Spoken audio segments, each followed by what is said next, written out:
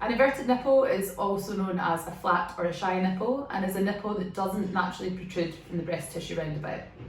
It's often caused by either shortening of the ducts in the breast itself, or it can be caused by scarring. It's either congenital, so patients are born with it, it's a developmental thing, or it can be related to breastfeeding, trauma or infection. It's really important that if you have one nipple which is inverted and that's new, that you're checked out by a breast surgeon because it can be a sign of breast cancer. It's also really important to mention that it's a really common condition. It affects about 10% of ladies, so please don't think that you're abnormal if you do have inverted nipples. If you do suffer from inverted nipples, it's wise to book a consultation with a consultant plastic surgeon who can talk you through the options.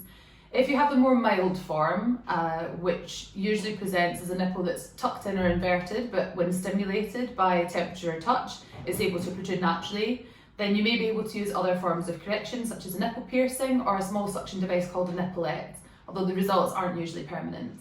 If you have a more severe type of inverted nipple, so that the nipple is stuck in regardless of any stimulation, then it's worthwhile considering surgery. So the surgery for inverted nipple correction is done under local anaesthetic with a very fine needle, such as the type that's used by a dentist. It normally takes around 45 minutes for one side or an hour for both sides. A small incision is made underneath the nipple within the pigmented area called the areola, and that allows me to see whether the ducts or some scarring is the problem. I'll then make an incision to divide either the ducts or the fibrosis, which is the other name for scarring, to allow the nipple to pop out. Thereafter, a couple of semi-permanent stitches are placed in the nipple and you'll be able to feel the knots on the outside of the nipple until they dissolve in about 4 weeks' time.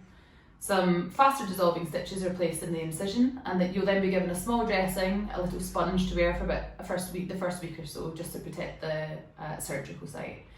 I would then normally advise that you avoid any cardiovascular exercise for around 2 weeks afterwards. So the risks for this type of surgery are very minimal. It's a relatively straightforward procedure to perform. Risks of any surgery include things like bleeding, infection, wound breakdown or slow wound healing, and unpredictable or lumpy scars. Specifically relating to this procedure, there's a risk of altered sensation to the nipple, where your nipple sensation may become heightened or you may lose sensation altogether. It's also a well-recognised side effect of this surgery that some ladies who have it can't breastfeed thereafter. So this procedure has good results with a really high success rate. I'd say the chances of recurrence are something in the region of about 15 to 20%, so about 70 to 80% of ladies will have a permanent result from this type of surgery.